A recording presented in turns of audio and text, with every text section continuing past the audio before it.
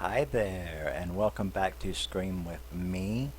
My name is Red Rusty66, or just Rusty, and this is my metal and horror movie video channel where I talk about my favorite movies and music. And we are now going to continue on our journey celebrating the Resident Evil franchise in anticipation of the new Resident Evil movie that is on its way and will be released in November. Now, we did Resident Evil, the OG, so we are going to continue on now with Resident Evil Apocalypse. Yes, I love this movie. So, Resident Evil Apocalypse was released in 2004.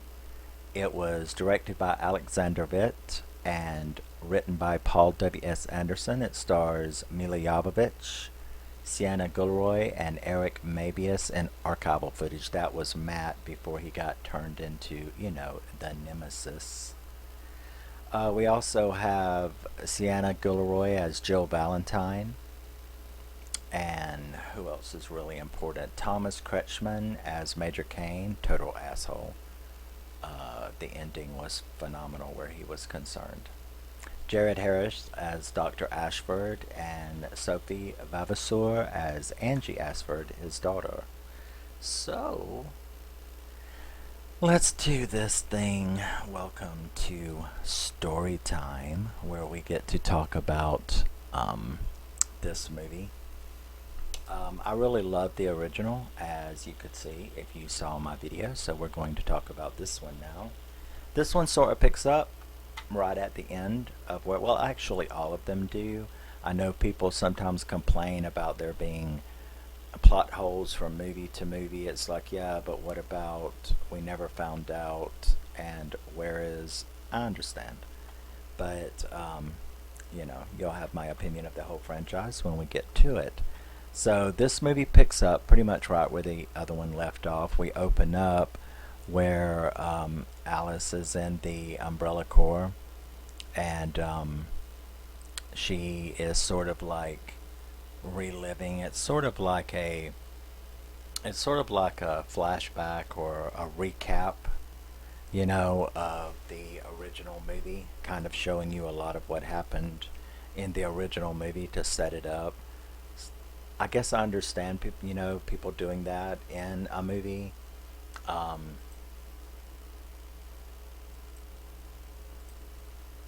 I guess I understand that, people doing that in a movie. Why a person, well, never mind. I guess there's different reasons. I always try to watch movies in order.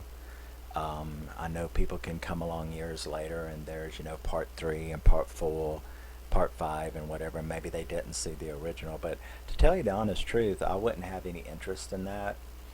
I mean, if, a part 5 of something came out, I probably actually wouldn't watch it unless it was spur of the moment. But I would probably go back and watch the other ones in preparation for going to the theater and seeing the next sequel.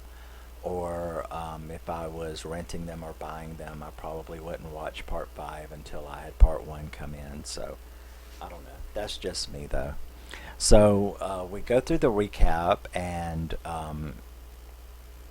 it kind of, after you see a little bit of that going on, you realize that she is been experimented on herself. She's actually been infected now with the T virus.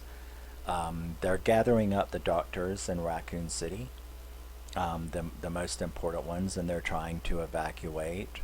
One of the doctors they pick up, Dr. Ashford, he is really upset because he's got a daughter that had just left to go to school. But, they tell him it's okay, that they have already sent someone to pick her up. So he thinks everything is fine at that point, and he takes off and goes with them.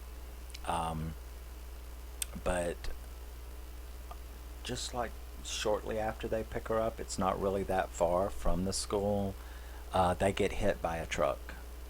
And that's the one truck that doesn't make it out of the people that they had organized to grab. So they grabbed him, but his daughter is still loose in the city, and the city is going, Raccoon City is going completely batshit. We know that is what's going on. So, um, yes. So, now that the Umbrella Corp, has sort of admitted that they have fucked up, that everything is loose, they're trying to quarantine the city, and everybody is sort of the last avenue out of the city, which, in my opinion, they planned that from the beginning. I mean, it's a self isolated community.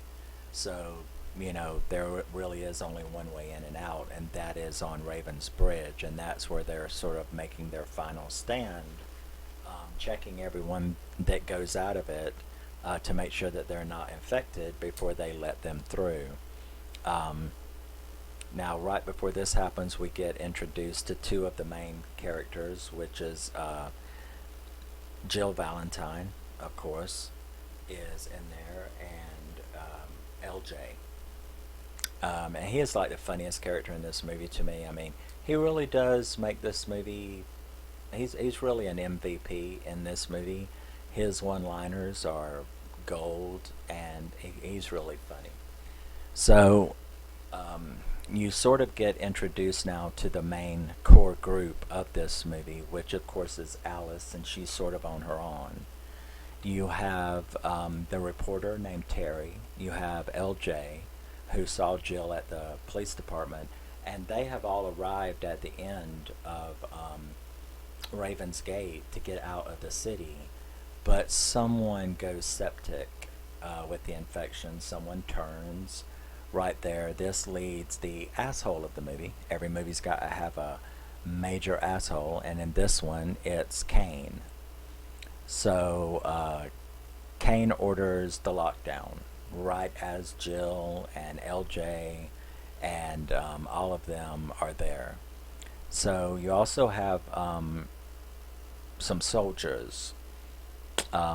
They have been sent in. There's this group of soldiers that have been sent in by the doctor, who has been working double time because he knows what's coming. So he's been working double time to try to get his daughter out, and that's his first plan, to get his daughter, rescue his daughter, is this little group of mercenary soldiers. So they are in there looking for her, while at the same time you have Jill on her own. I mean, Alice on her own, and you have Jill and JD and Terry on their own. So they're all like on different little paths in the city that's now been locked down. Now the doctor is not sitting still. Dr. Ashcroft, he's not sitting still. So he's and I can understand that, it's like always have a backup plan. So he checks and hacks into the system, so that he can find, who's in the city, who's still left in the city, and he comes across Alice. So he is trying his best to hack into the system to be able to get a hold of her, so that he can have another backup plan. And he does manage to locate his doctor. She's hiding out in the high school. And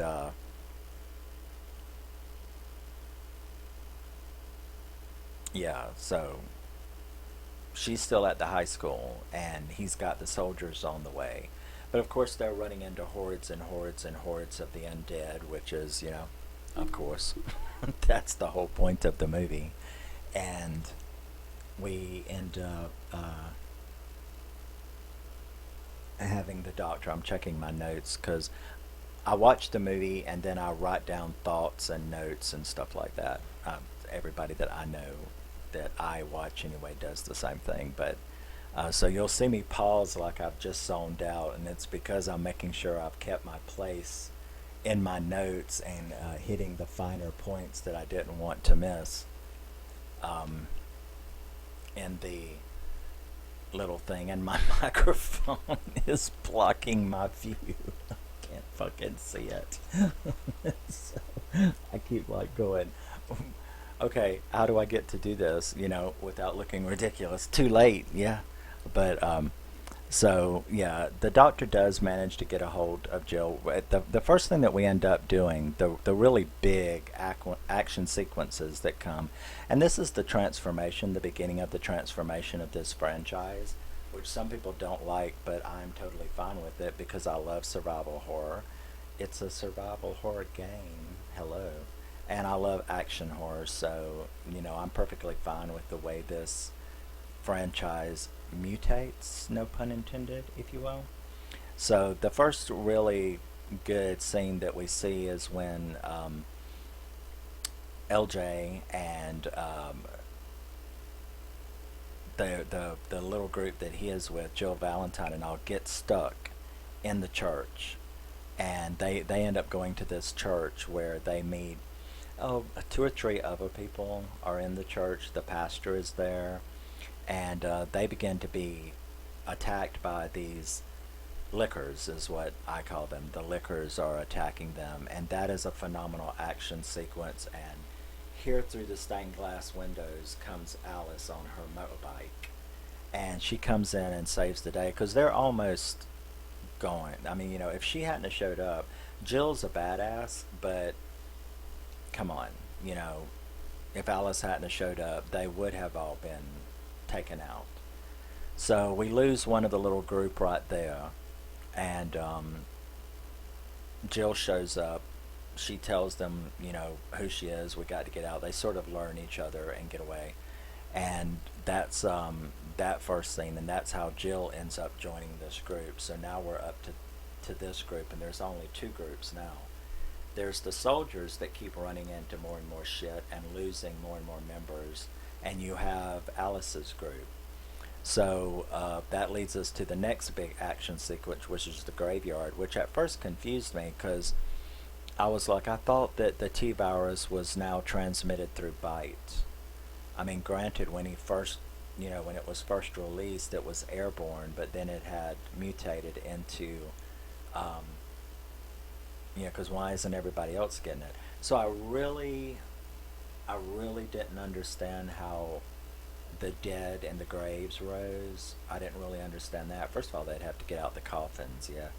But regardless of that, I don't know. That really is the only, one thing in this movie, and it really is the only one thing that made me go, okay, I know the T virus was airborne, but then it became transmittable through bite and blood, and stuff like that. But if it had remained airborne, then how come the rest of them are getting sick, and how come the dead rose in the graveyard? You see what I mean?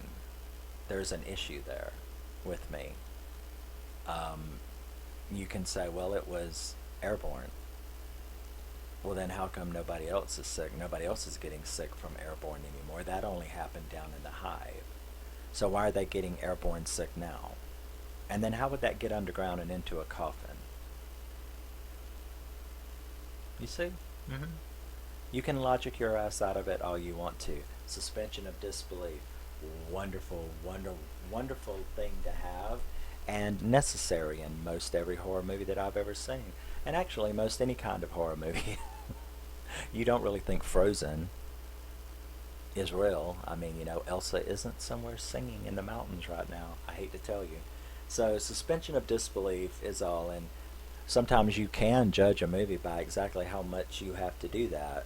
And this movie, though, it didn't make me do it. That was really my only thing, really, that I was just like, okay, I don't understand the corpses jumping up out of the graveyard. But that ended up being, the next big, huge action sequence, which was great. We then get to see a very small bit. I mean, it didn't last very long, but we got to see stars. But we only got to see them for a very short period of time. I really liked the cowboy on top of the building. I thought he would be a really cool addition, but he didn't last very long, did he? As a matter of fact, none of them did, because this is when we get to see Nemesis for the first time. Now, this is what Matt had become because of their experimentation, and he had, of course, been scratched by the first boss dude from the boss level of the first movie.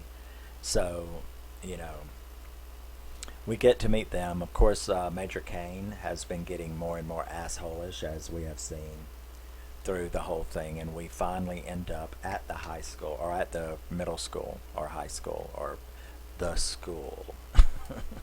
We finally end up getting to the school where we have a huge amount of really cool sequences as well. The bad stuff is one of the soldiers whom they have, it's in the school that now our group comes together. Carlos and all of the rest of the soldiers with Jill's group, they all manage to come together now, and we're down to one group, aside from all those that have fell off between them before they met up. So we lose one of the soldiers, which was an awesome kill with the dogs. You know, didn't see that second dog coming myself. Um, and it got him. And I didn't see the death of Terry, the uh, news reporter, the journalist. I didn't see that coming either. And her death was really, you know, that was a really good kill because you're eaten by a bunch of children. And, you know, I thought that was really cool that we got to see a bunch of child zombies infected, and they ate her. So, I mean, I really didn't see that coming. That was an excellent kill as well. Um, when now that they have found Angela, um, Alice gets to gets to speak with her, and through their conversation, we actually get some answers to this whole mess. The T virus was actually created by this doctor, Dr. Ashford, who was trying to help his daughter, who was crippled and had diseases, and so he created this T virus to help her, and it had worked.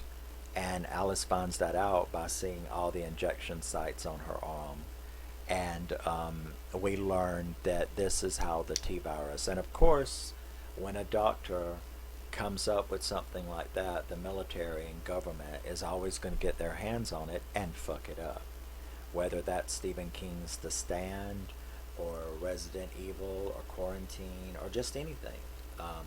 That you find that Dustin Hoffman movie. What was it called? Um, I can't think of it right offhand, but it was another plague movie. I think that was Ebola or something. But yeah, you know, whenever a plague movie, you can bet your ass it's some well-meaning doctor somewhere who was doing it for the benefit of the people. Usually, not always, but usually it was some, you know, good intentions, and the government and the military get a hold of it, and it's like, how can we use this to kill people? That's usually their first answer. So, you know, we get to learn a lot of that from Angela in the backstory, and then they manage to get out. So you've got Carlos and Alice and Jill and LJ and Angela. They're all left alive, and they make it to where the Dr. Ashford had told them to go, where they could pretty easily steal the last helicopter to get out. So they go there, big action sequence as usual, and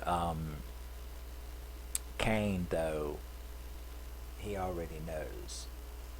He even told the doctor. He came in during a poignant moment of the movie where we found out that he knew all along what the doctor was doing to try to rescue his daughter.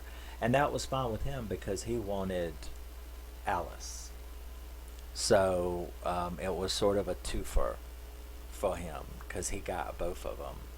You know, he let it happen so that he could get his hands on Alice again. So when they do get to the, you know, plane to get out, the transport copter, when they do get there to get it out, Kane is there waiting for them, and he takes them all hostage, and he starts, you know, kind of letting them know what the score is, and he even shoots and kills the doctor because he instructs Alice that he wants her and Nemesis to have a Hunger Games finale. And so we get to see this giant battle between Nemesis. We're at the boss level. We get to see the giant battle between Alice and Nemesis, who uh, has a moment of humanity left in him. Because I saw that on another stream and someone talked about it. And, why did this big monster suddenly change sides for a bit?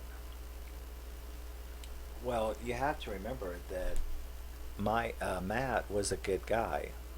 He was a good guy. So he was already a good guy. He was just like, mutated and surgically altered and stuff to be turned into this military weapon. So, you see this gigantic fight. Of course, Alice, it's not that she wins, she kind of wins, but when instructed to finish him off, she refuses because she realizes who it is. And interestingly enough, Nemesis realizes who she is. And the little bit of humanity that's left inside of him, the little bit of goodness that is still inside of him, comes out and starts to take over. And he basically switches sides. He kills most of the soldiers, and they all do manage to escape, but he, of course, is killed. Nemesis is killed by one of the helicopters that was visiting to attack them.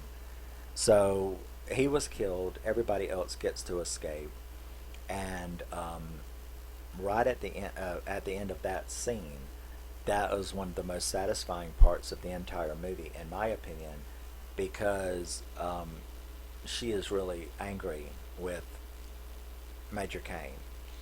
And he's like, you wouldn't dare kill me. And then he's like, well, if you do kill me, I don't care because you're not stopping all of this. And it's not going to stop anything.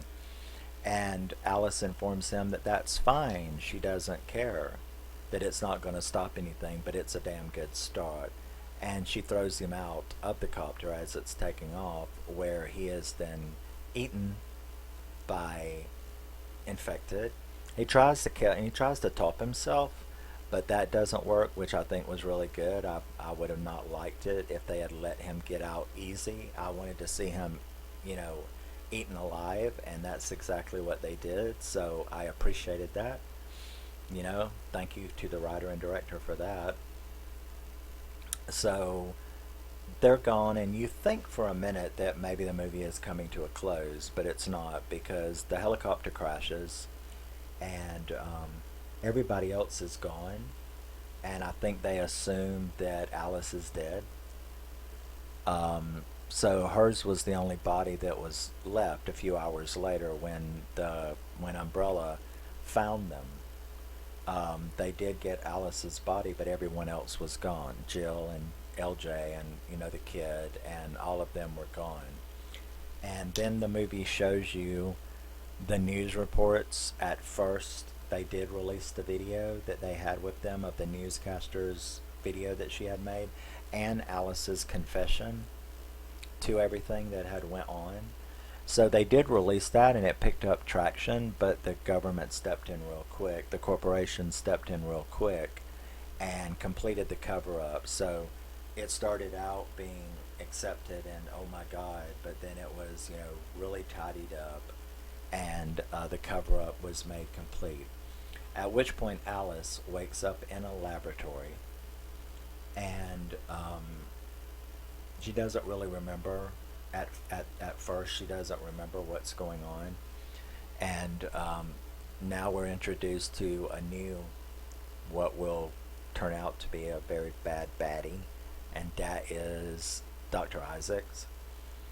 Well, he, tries to get her to come to in her mind, and that was actually a mistake on his part. At that moment. Well, it was a mistake for everybody around him anyway, because she does remember. Things do come back to her, and when that happens, she's like, yes, I know who my name is. My name is Alice, and I remember everything, and she kills everybody in the room. I think she thinks she kills him too, but she gets away and is met by a whole bunch of soldiers outside. And she is obviously now showing signs of psionic abilities, psychic abilities, um, because she kills a guard on the way out with just her mind. You know, his like eyes, nose, and mouth just spit blood, and he drops dead. That was a pretty cool scene, and it sort of shows that her abilities have continued to grow in an even further fashion now, and now she has some sort of, you know, telekinetic or psionic abilities as well. So she leaves with they're all like, she's like red dotted with the laser sights. So I mean, they could have took her out, but then Carlos and Jill and LJ and them show up. They act very official and they're dressed very official, and they say they'll take over. So the soldiers stand down. They get Alice, and they get into the car, and they take off. And then when they get stopped at the gate, I'm pretty sure they're about to like go off and get away ugly. But instead, Dr. Isaacs calls and tells them that it's cool to let them go. I knew shit was going down at that moment, and sure enough, you see in Alice's head and in her eyes, they show her eyes, that she has been messed with again, and now she is Project Alice. And so she has been messed with again, and he lets them go because he wants to track her. So you kind of understand that there's more to come, you know, and there is 4 more movies worth. But so they get away, or he lets them go, and the movie credits roll as we or understand that she has been reprogrammed, and that you know, what's going to come next we don't know. So that was Resident Evil Apocalypse 2004. I give this movie a 9. The first one I give also a 9. I love both of these movies very much, and I will go ahead and spoil it for you. I don't have any problem with any of the others either. I do not think that they come up to a 9, but I don't have any problem with those movies like some people do. So I don't really have any problem with those movies. I love this entire series, and that's why I'm celebrating it. I can't wait for the next ride. Um, I really think this franchise ran perfectly. I think that because you have to remember, I don't watch this as an individual movie. I don't watch any of them as an individual movie. I watch them as one long story. I love franchises that put them and their sequels into one long story. Hello, Halloween. I can be very upset and thrown off guard with franchises. I think that I'm trying to think if there's any others. You can let me know if you can think of any, but Halloween is probably the worst criminal when it comes to movies, timelines that are unassociated with each other, movies that are unassociated with each other. Um, Most all Halloween fans have a particular timeline that they follow. You know, like I love Halloween 6, I love H2O, but to me, I watch those two films as, you know, independent of each other. I can watch Halloween 1 to H2O. That's a timeline that I accept. I can watch, now my timeline is 1 to Halloween 2018, Halloween Kills, and Halloween Ends whenever it comes out. So I think Halloween is the worst naughty boy when it comes to movies that do not have continuity. Resident Evil is absolutely perfect in its continuity. It runs through 6 stories. There's holes, there's gaps.